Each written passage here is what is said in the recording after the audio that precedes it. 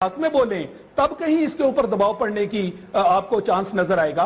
Otherwise जो आज status है, यानी पिछले साल भी आपके वजीर आजम जो हैं वो नहीं बोले थे कि कश्मीर जो है अक़वाम मुत्तहिदा की करारदाद के मुताबिक हल होना चाहिए। पूरे साल में आपको कोई जरा भी उसके ऊपर पेशरफ्त नजर आई तो हम कैसे मान लें कि ये जो खिताब उन्होंने किया है और जिसका फौरी तौर पर भारत से रद्द अमल आ गया। भारत इस वक्त अपने आप को एक ऊंची लीग में तस्वर करता है और उसके घुमंड से जाहिर है पाकिस्तान जो है उसके अंदरूनी मसाइल ऐसे हैं जिसकी वजह से हम over a period of time कमजोर हुए हैं। और ये एक यूनिवर्सल मामला है कि जब आप मुज़ाकरात की मेज पर बैठें, अगर आप खुद कमजोर हैं तो मुज़ाकरात में आपका पॉइंट ऑफ व्यू नहीं चलेगा। अगर आप एक ताकत की पोजीशन में बैठते हैं तो तब आपकी बात सुनी जाएगी। तो हमारे माशी हालात देखिए, हम दहशतगर्दी का शिकार कब से हैं, हमारे अंदरूनी मसाइल हम हल नहीं कर पा रहे।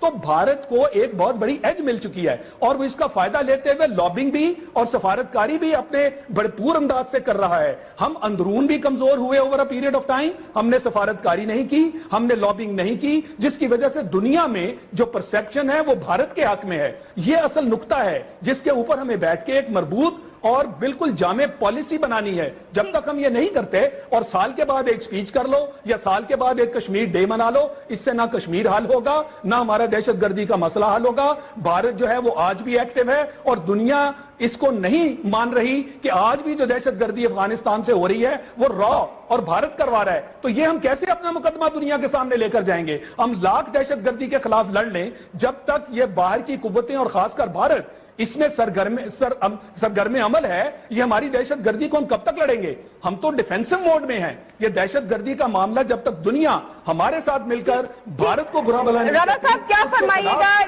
क्या आपको ये मामला हल नहीं होगा? ठीक शाहिद लतीफ साहब, राणा अफजल खान साहब क्या फरमाइएगा कि क्या आपको नहीं लगता कि अब जो एक ग्लोबलाइज्ड वर्ल्ड नजर आ रही है, हमें यहाँ पे ब्लॉक सिस्टम जो है वो हमें पैदा होता हुआ नजर आ रहा है, तो जिस तरह इंडिया यूएस के साथ मिलकर लॉबिंग करता हुआ नजर आ रहा है और अब हमें अफगानिस्तान भी उनके साथ शामिल होता हुआ नजर आ रहा है, तो क्या पाकिस्तान को भी इतना इफेक्टिवली ही किसी प्लेटफॉर्म पर चाइना और रशिया के साथ नहीं आ जाना चाहिए, या इसमें उसको स्ट्रॉन्ग लॉबिंग के अमल को नहीं, उस पर तवज्जो नहीं देनी चाहिए? देखें, पाकिस्तान के बारे में जो जिस तरीके से मिसमैनेज हुआ है 1999 की बगावत के बाद से लेके 2013 तक, जो शायद लतीफ साहब ने तस्वीर पेश की है वो बिल्कुल दुरुस्त है।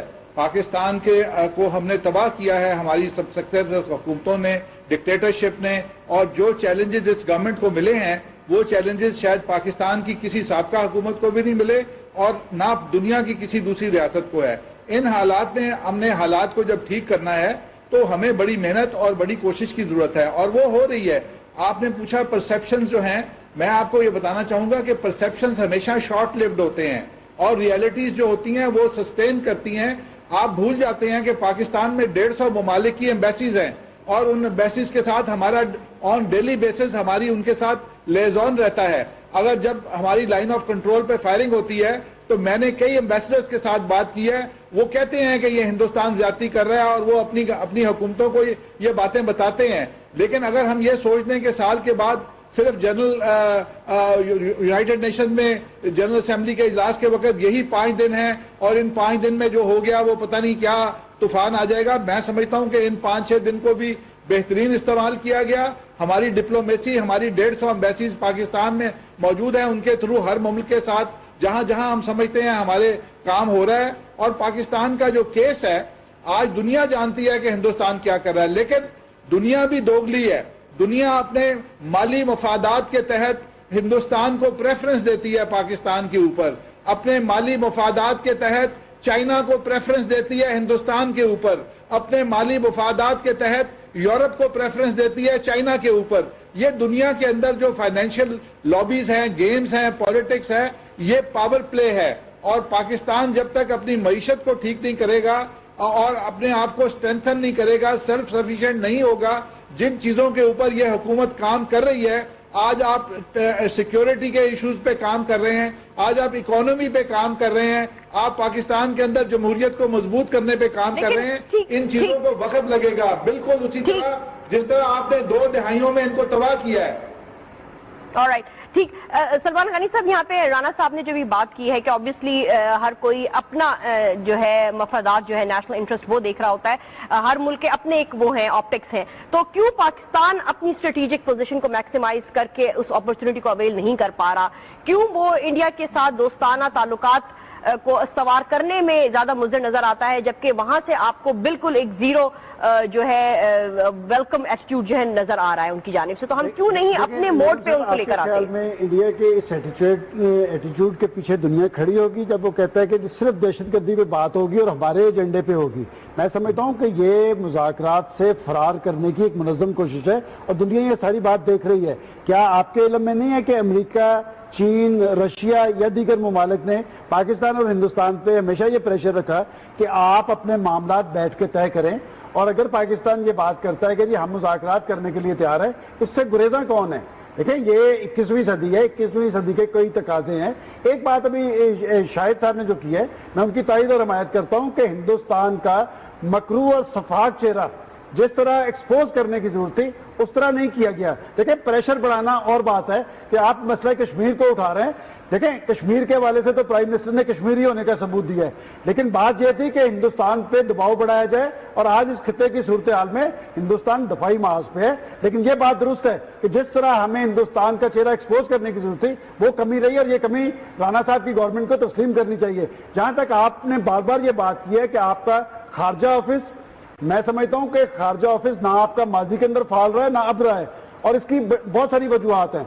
लेकिन अगर आपने आगे बढ़ना है तो सबसे अहम बात यह है कि जब तक पाकिस्तान को आप अंदरूनी तौर पे माशी लिहाज से, इक्तिसादी लिहाज से स्ट्रॉन्ग नहीं करेंगे, ये तमाम इश्यूज पे आप आगे नहीं बढ़ सकते। और मैं एक हवाला जरूर दूंगा सैयद अली गिलानी का, जो मकबूजा कश्मीर के सबसे पॉपुलर लीडर है।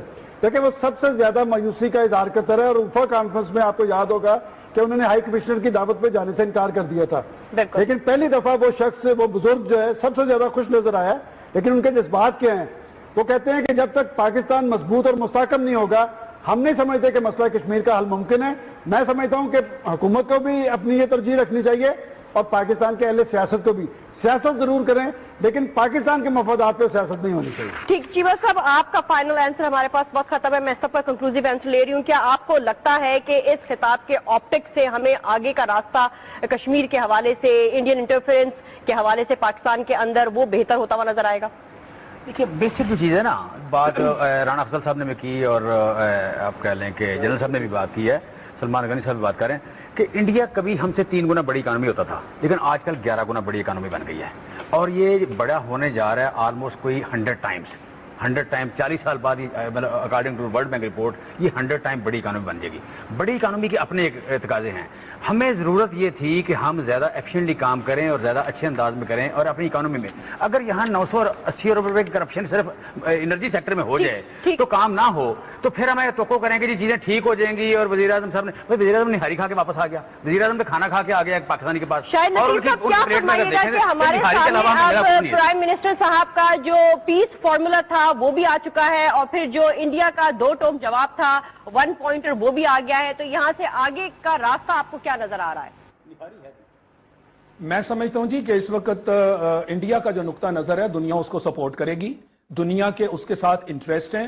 अभी जो बात की गई, राणा साहब ने भी बात की, हम सब ने बात की, आपको मल्टीपल फ्रंट्स पे काम करना है, आपको मजबूत और मुस्तहकम बनना है। उसके लिए अपनी करप्शन, उसके लिए दहशतगर्दी, उसके लिए जो सियासत जो एंटी पाकिस्तान है, उसको खुदारा खत्म कीजिए, ताकि दुनिया के जो ममालिक जिन्हें कामयाब समझा जाता है, उनमें आपका ना, खित्ते के जो ममालिक हैं चीन और रूस, उनको साथ मिलाइए। चीन का इंटरेस्ट है, राहदारी का मामला है। अगर पाकिस्तान मुस्तहकम ना हुआ तो राहदारी भी हमारे हाथ से जाएगी। ये एक नादर और गोल्डन अपॉर्चुनिटी है, खुदारा कहीं ये ना हम खो दें। और भारत की भरपूर इस वक्त कोशिश है कि वो अफगानिस्तान से दहशतगर्दी करवाए और दुनिया को ये राग लापता रहे कि जनाब पाकिस्तान दहशतगर्दी की अभी भी वहां पे जड़ें जो हैं कायम हैं, लिहाजा राहदारी आगे ना चलने पाए। तो हमें बहुत, और सफारतकारी भरपूर तरीके से करें। सिर्फ यहाँ के जो लोग सफारतकारों का वो बैठा हुआ है, अमला बैठा हुआ है, उन तक नहीं, हमें बाहर निकलना है। जब तक हम ये इंप्रेशन चेंज नहीं करते कि ये भारत है जिसका चेहरा हमने बेनकाब करना है और कहना है काला चेहरा है। जी राणा साहब, देखें, जो बातें अभी शाहिद लतीफ साहब ने की है, इन तमाम पे अमल हो रहा है। میں سمجھتا ہوں کوئی ایسا شعبہ نہیں ہے جن کا انہوں نے ذکر کیا اور عمل نہیں ہو رہا. اور یہ تمام آج آپ دہشت گردی کے خلاف بھی جنگ لڑ رہے ہیں, آپ افغانستان کو بھی آپ ایڈریس کر رہے ہیں, آپ ہندوستان کے ایشوز کو بھی اجاگر کر رہے ہیں. اور جو بات میں آخری بات ضرور یہ کہوں گا کہ ڈوزیئر کے بارے میں جو تاثر دیا گیا کہ وہ لیٹ گیا, اس کا ٹائم یہی درست تھا, کیونکہ ایک نیا کیس آپ نے کھولا ہے, آپ نے ایک نئی چیز شروع کی ہے, اس کے اوپر یونائٹڈ نیشنز تحقیق کرے گی اور اس کے بعد اس پہ کام شروع ہوگا.